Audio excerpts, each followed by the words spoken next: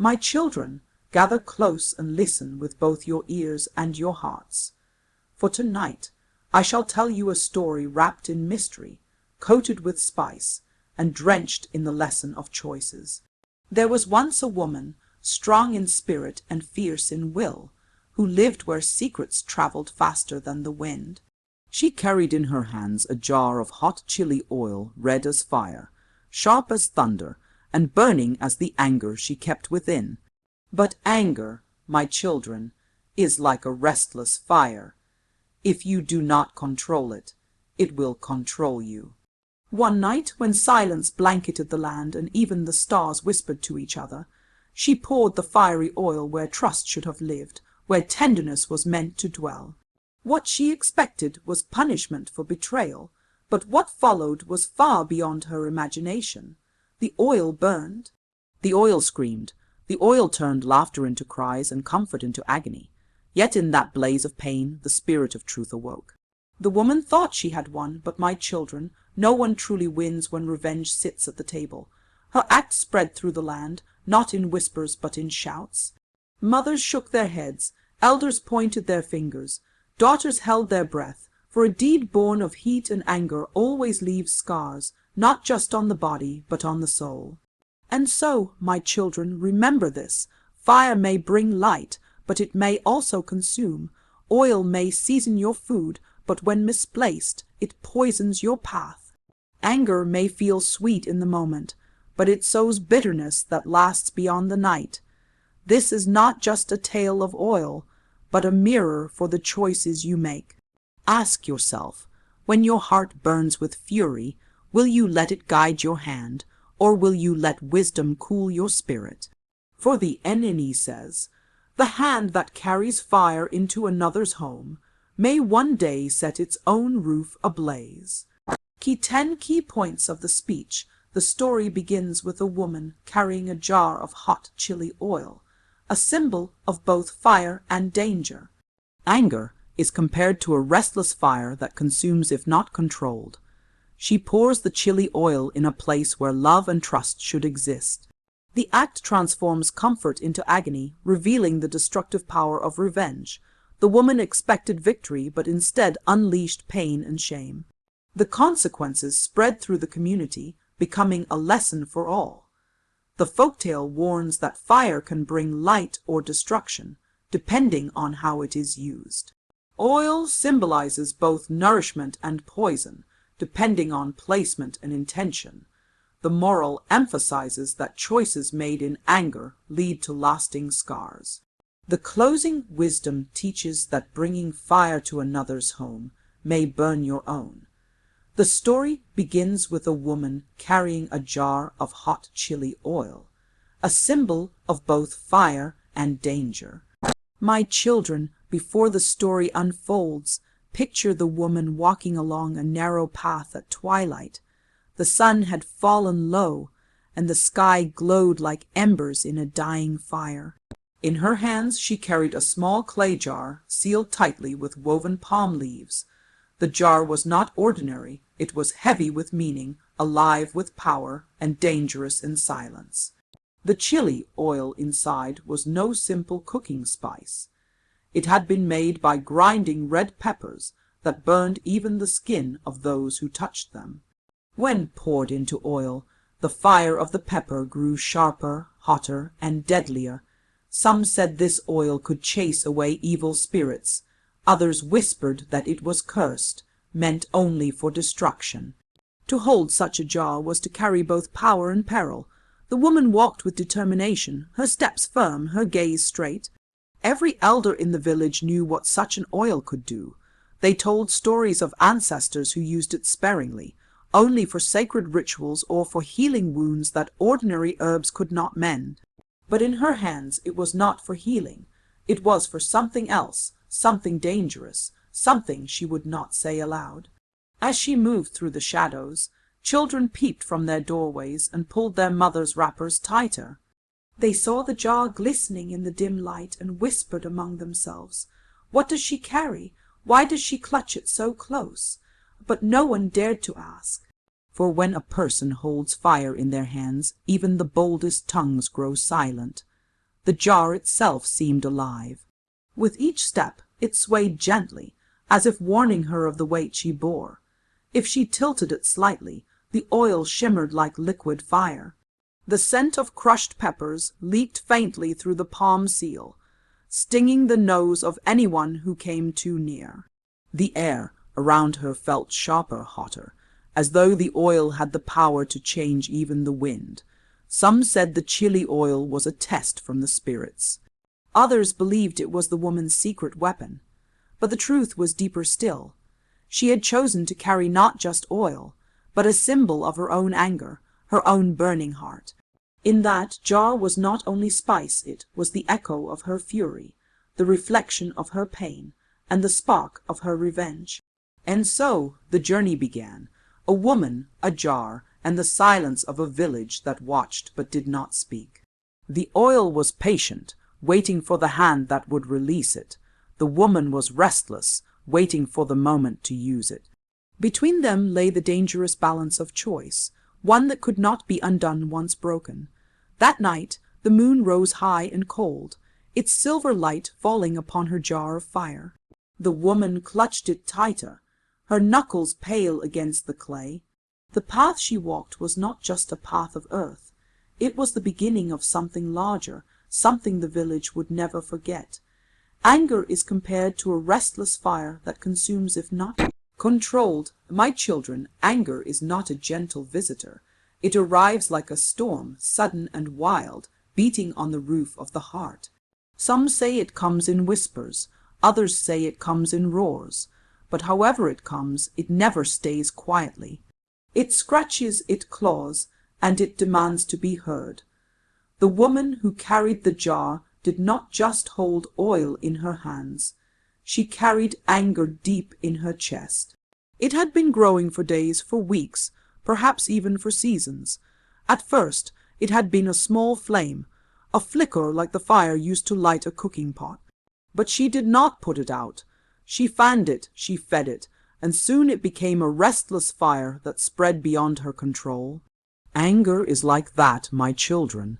It begins as a spark, hidden and small. But when you feed it with thoughts of hurt, with memories of betrayal, with whispers of revenge, it swells into something greater.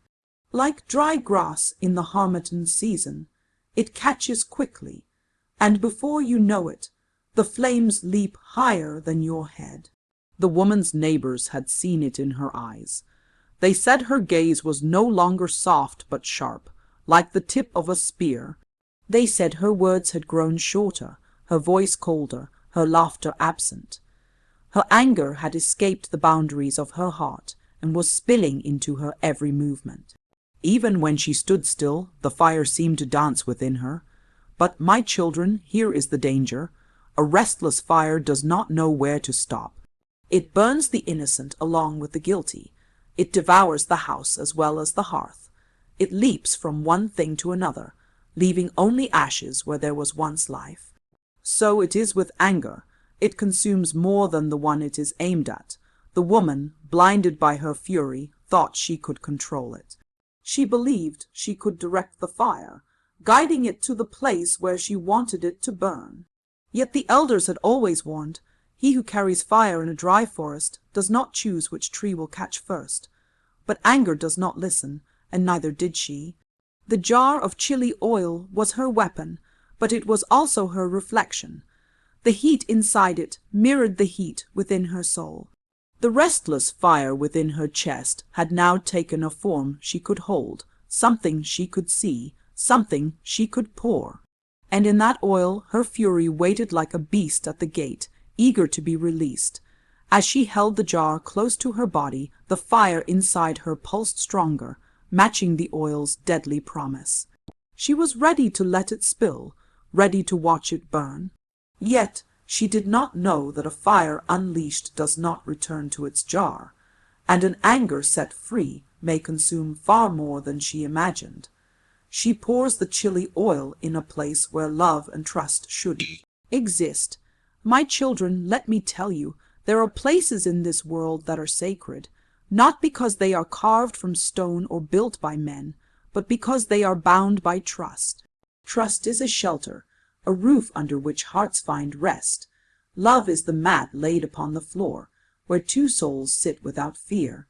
But when such places are stained with bitterness, even the strongest roof may leak, and even the finest mat may burn. The woman did not choose the marketplace to pour her oil. She did not choose the village square where elders met under the iroko tree. She chose a place quieter, more tender, a place meant for closeness. It was a place where words were meant to soothe, not wound. A place where silence should have been safe, not heavy, and yet this was where she decided to spill her anger. She held the jar in her hand and loosened the palm seal. The oil inside glistened under the pale light, red like fire, heavy like her spirit. It was as though her rage had been waiting for this one moment, coiled like a snake, now ready to strike. My children, hear me well. When anger finds a home in a sacred place, that place is never the same again. The oil touched where only gentleness should have rested. It burned where warmth should have lingered. It screamed where whispers of affection were once meant to dwell. The moment the oil was poured, the ground between love and pain split open, and what was meant for sweetness turned bitter. The woman thought it was justice. She thought the fire would avenge her wounded heart. But justice without wisdom is a spear thrown in darkness. It may strike its target, or it may wound the innocent. In that act, she forgot that the sacred is fragile, and when you wound it, it rarely heals without scars. My children, do you see it? A place that should have been filled with softness was now alive with fire. A space meant for closeness was now poisoned by heat, and the oil, once made for food and life, had become a weapon sharper than any blade. Such is the danger when anger is poured into a vessel meant only for trust. The woman's hand did not tremble. Her heart beat like a drum, fast and strong, each thump echoing with her fury. The oil ran quickly, like a river that had been waiting behind a dam. Once it began to flow, there was no stopping it. What had been whole was now broken, and what had been safe was now dangerous. And in that moment, my children, the world held its breath. The fire she had carried in her jar was no longer contained. It was alive, unleashed in a place where it did not belong. The woman stood there, her eyes fierce, her spirit restless, unaware that what she had done could not be undone. The act transforms comfort into agony, revealing the destructive power of revenge. My children, listen well. The place that was once soft with comfort, the place where rest should have blossomed, became a battlefield the moment the fiery oil touched it. What was once a mat of peace was now a bed of thorns. What was once a whisper of calm became a cry of pain. The transformation was swift, sharp, and merciless. The oil burned like a curse. It hissed, it stung, it shouted louder than any voice. The very air seemed to tremble with its fire. The comfort that had lived there fled like frightened birds, leaving behind only the echo of its wings. Pain sat down in its place, heavy and uninvited, stretching its arms until nothing else remained. Revenge, my children, is sweet only to the tongue that tastes it in the moment. But once it is swallowed, it burns the stomach, it unsettles the heart, it weakens the spirit. The woman thought her anger would be satisfied, but what satisfaction comes from replacing peace with torment? What joy can be found in turning comfort into agony? The cries that followed her act were not only sounds, they were arrows, each one piercing deeper into her own chest. For revenge is like a mirror. When you throw stones at it, the pieces fall back and cut your own hands. What she had unleashed upon another now began to coil itself back into her spirit. The village spoke of it with fear. They said the comfort of that space would never return, for once fire licks a calabash, its sweetness can no longer be trusted. They said that the agony now living there would linger longer than any scar on flesh. It would live in memory, in whispers, in the shadows of the night. My children, imagine it, A place once meant for laughter, now haunted by screams. A bed once soft, now hardened by fire. A silence once warm, now broken by cries of agony. This is the price of revenge. It changes the face of the familiar, so that even the walls remember, even the air refuses to forget. The woman stood in the midst of it, her heart thundering, her breath quick and sharp. She thought she had brought justice, but instead she had invited torment to sit where peace should have lived. Her eyes flickered with both triumph and fear, for deep inside she knew revenge had not ended her pain, it had only multiplied it. And so the night carried the sound of agony, stretching it beyond the walls, beyond the village, into the ears of every spirit that listened. What was once comfort was no more, and what was once trust had been shattered into pieces sharper than glass. The act was done, and its fire could not be called back into the jar. The woman expected victory, but instead unleashed pain and shame. My children, the woman's heart leapt as the fiery oil flowed. She thought the night would crown her with triumph. She imagined that the burning she caused would become her justice, her proof that no one could wound her without tasting her fury in return. In her mind, this was the moment she would rise above her pain, standing taller than the one she had marked. But what she did not know is that victory born from bitterness is a fragile thing. It crumbles the moment it is touched by truth. When the cries filled the air and the fire spread its torment, the woman's chest grew heavy, not light. The weight she thought she had thrown away returned to her, doubled, pressing down on her spirit like a stone. Pain rose louder than her pride. It filled the space, echoing in every corner, wrapping itself around her like smoke that refuses to be shaken off. She wanted the sound to satisfy her anger, but instead it pierced her ears until even her bones quivered. What she called victory was nothing but a mirror of her own torment, reflected back at her. And then shame came creeping. Shame, my children, does not arrive with noise. It comes like a thief, quiet, yet it steals more than gold.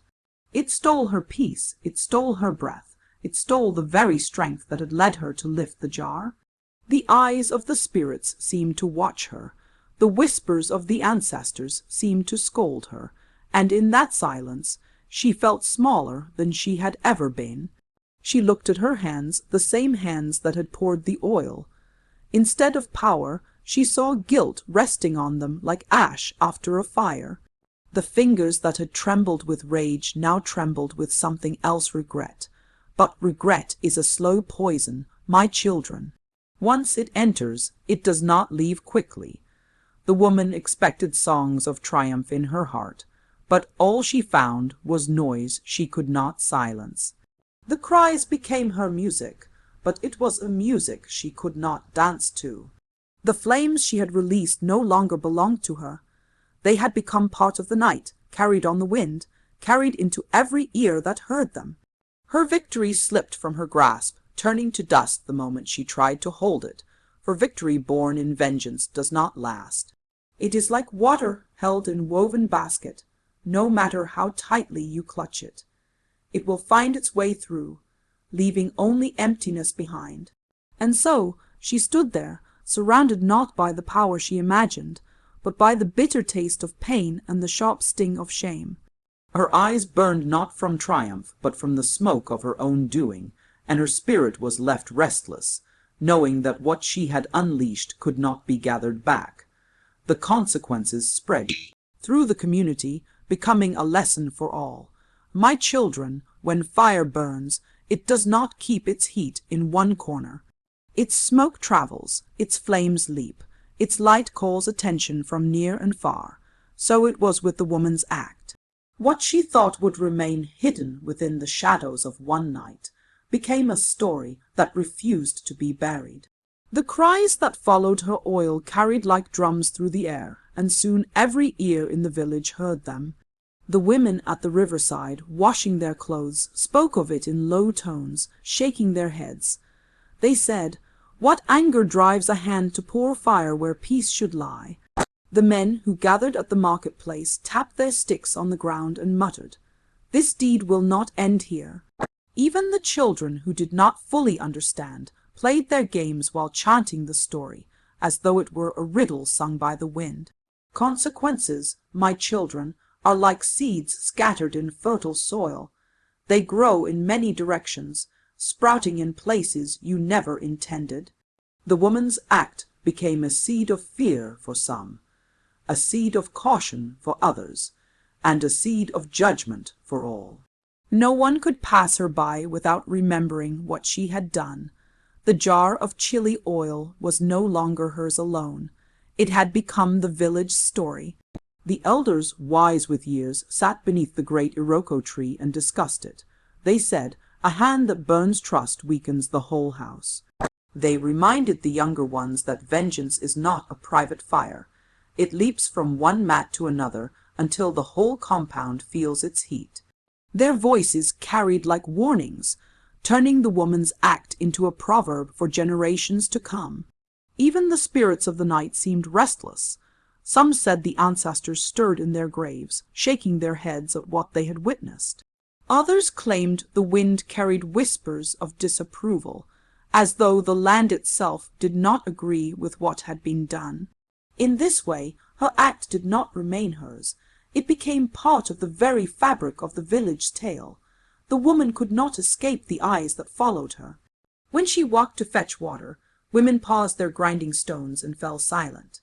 When she crossed the marketplace, the traders pretended to arrange their wares, but watched her from the corners of their eyes.